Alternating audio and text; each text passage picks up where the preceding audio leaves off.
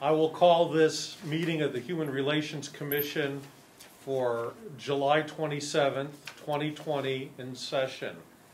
I've asked the staff first to make sure that and confirm that the Kansas Open Meetings Act required notice has been properly provided. Yes, it has. Okay, would you like to take roll call, please? Commissioner Cadle, Commissioner Burchill, Here.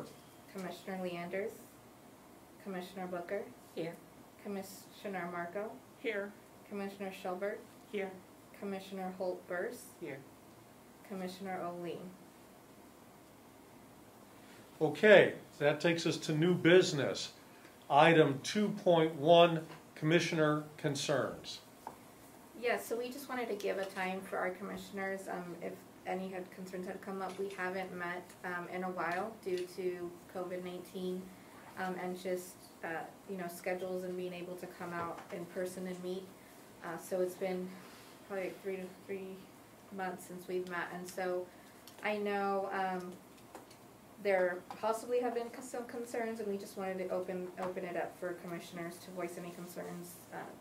Even though we will meet again in August, that'll be our next meeting, but we just wanted to take the time to let anybody voice any concerns or bring anything up, so we would have it as something ready by August when we met.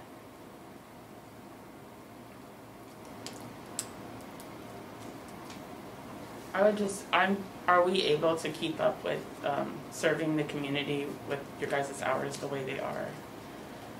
Have you guys had an influx with everyone dealing with COVID-19? Like, I'm sure there's a lot of people that are facing evictions and things along those lines. And to me, now is just a really important time for your office to be open and able to serve those individuals. I'm concerned that we're not serving our community when they need us the most.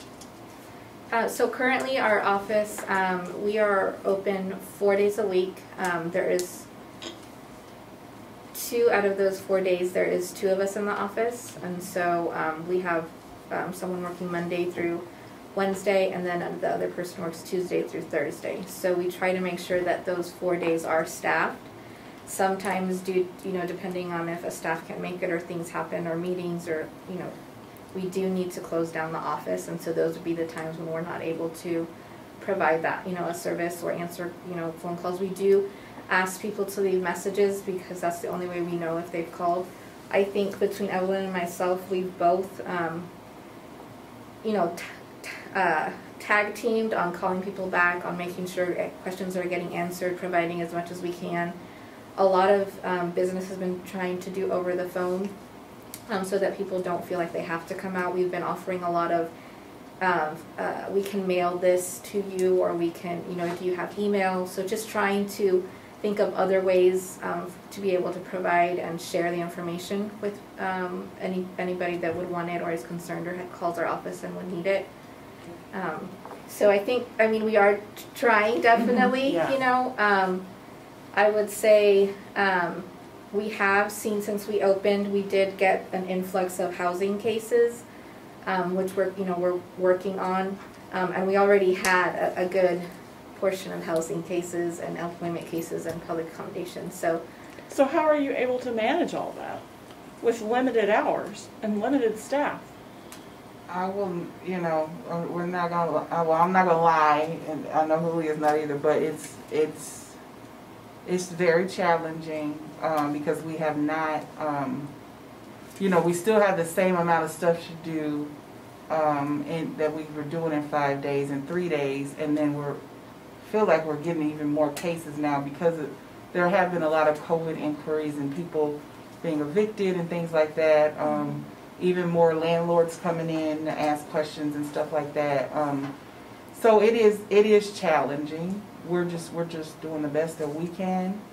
So what's going to happen when these folks are going to be evicted because they didn't pay their rent during that period when the governor allowed them to not pay their rent and not be evicted? We know that ends, and then you're going to have an influx of folks that are going to be evicted, and I'm sure your phone's going to ring off the hook.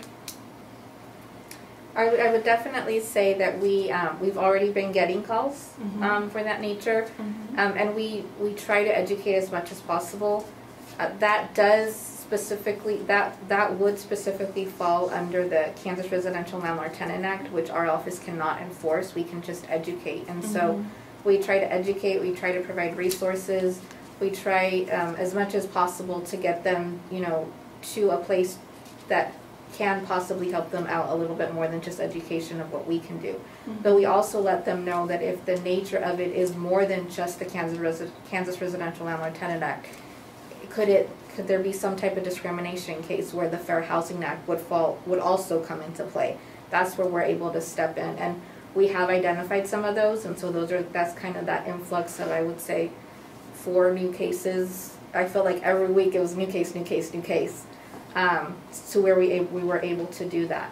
I would say we also had, along with those new cases, a lot of cases that wanted to start and wanted to go through with it, and then they just decided they did it. You know, they just called us and said, you know what, I changed my mind, I don't want to go through with it. And because it's completely voluntary, we let them know they have up to a year from the time, you know, from the last time they felt discriminated against, so they can definitely, you know, come back or reopen a case. It doesn't have to happen right now in the moment.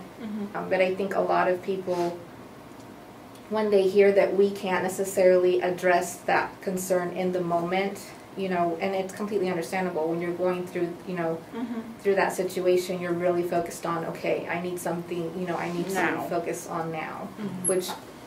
So you're funded, you have some funding that comes from HUD? Yeah, I was going to say another one of my concerns about it, I have to be honest, is that, you know, the way we're funded, the longer we take on cases, the less money we get. You know, the kind of longer cases drag on is just not as good for us as far as funding. And then the more cases we get, you know, we can get more money. So it is kind of disconcerting, I guess, that we're not able to, you know, we may be missing some cases when we're not in the office, and then, you know, obviously it's going to take a little longer because we're not in the office as much. I know that in September my work share is supposed to be over, so then I would be working 5 days a week, and then Julia is at the end of December, I think, so starting the new year. So, you know, we're hoping that that ends then. There is a possibility it could be extended, so we're just not sure.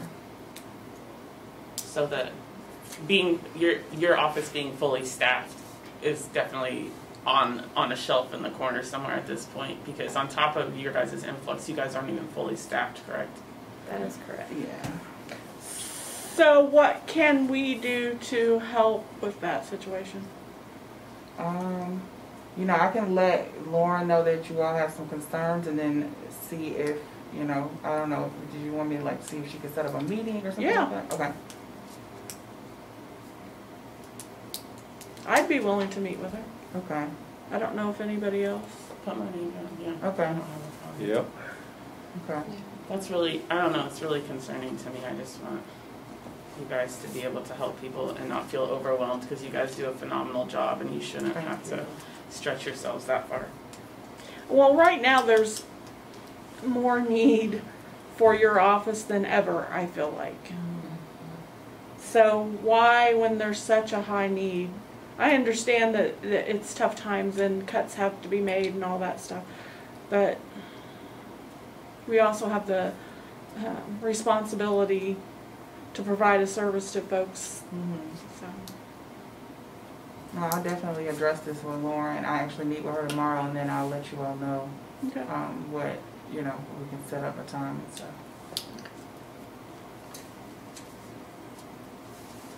Any other additional commissioner concerns? I'm not a commissioner, but I wanted to say something. I just wanted to thank you all for being such troopers about these cases. We just get so many cases now, and I feel like I'm an empath, so I feel bad, like, even asking you to always read these cases, but we definitely, you know, we get a lot of cases. We're trying to get a lot of the employment cases done now, because, you know, our housing ended, our housing, you know, grant year ended June 30th, and we did more than triple our cases, almost quadrupled our cases from last year, so that's exciting. And those are just closed cases. We have other cases that just haven't been done yet, just due to different things, or they just didn't end at that right before that time period. So I just want to thank you all so much, and we really appreciate everything that you do. That office also, if I recall, wasn't there like 4 staff in the years past? 3 or 4? I think it was believe they 4. had about 5 at 5, one that's point. right, and an admin person. And now there's 2, Yeah. part-time. So that's a significant cut.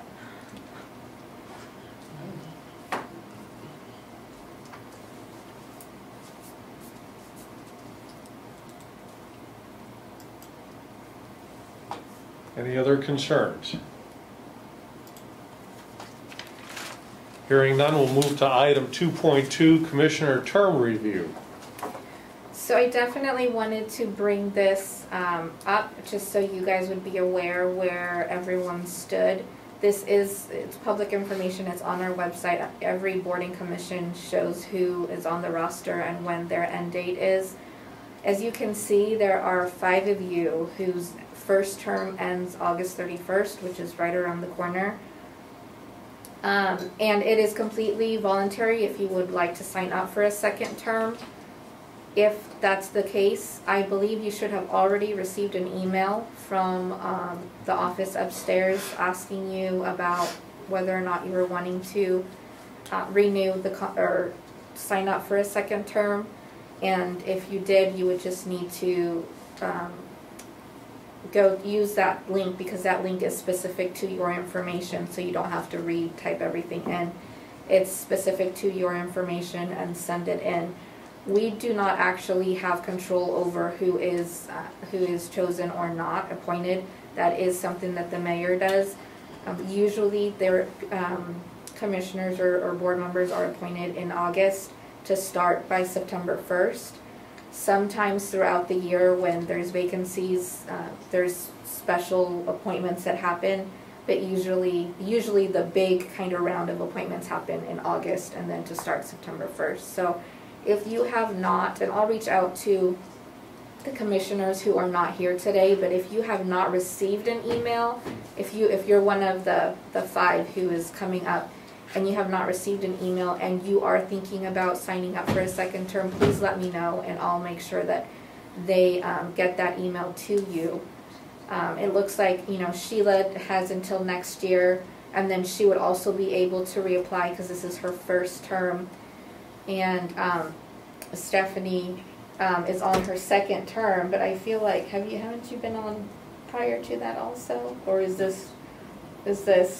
Okay, I just know that from when I first started, I feel like you've always been, here with us. So we appreciate you signing up for a second term, but she will end next year as well. And so then she would have to wait a full year before she can reapply, and then she would start off with a first term and a second term. So that's kind of how that works. And then Dee Oline was appointed in January of this year.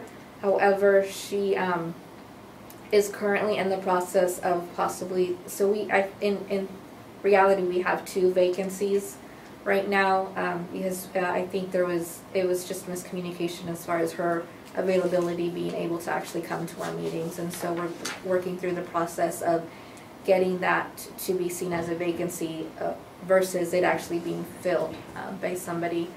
And so I just wanted to make sure everyone was aware as far as where they stood on their end dates and terms, if you guys had any questions, and also especially the 5, Commissioner Cadle, Birchall, Leanders, Booker, and Marco, if you guys haven't received that email and were planning on signing up for a second term, please let me know so I can get that taken care of as soon as possible.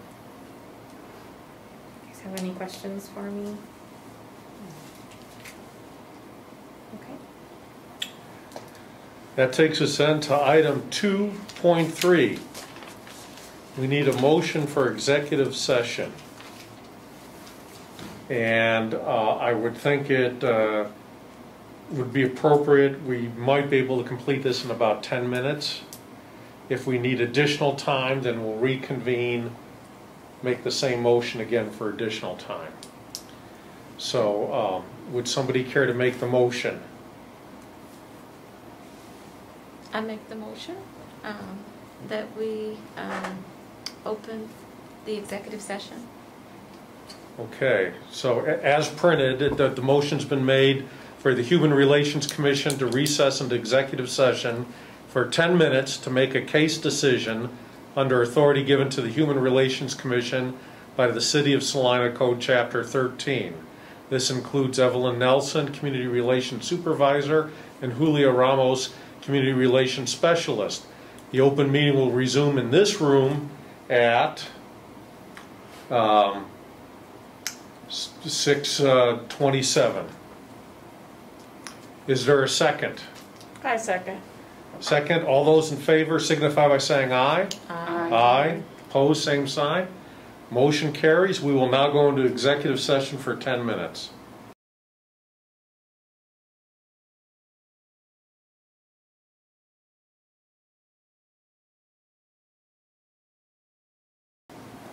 Okay, we're back in session. Is there another motion I move that we go back into session, for debate about how long? We need a time. 10 minutes.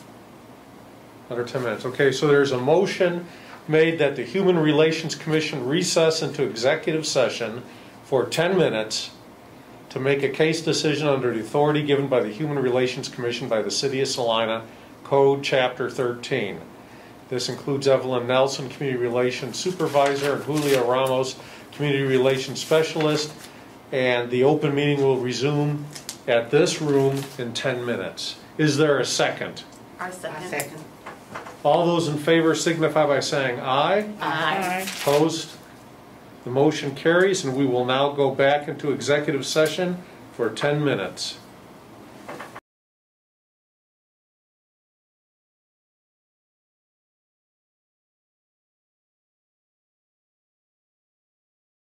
Hannah's Okay, we're back in open meeting.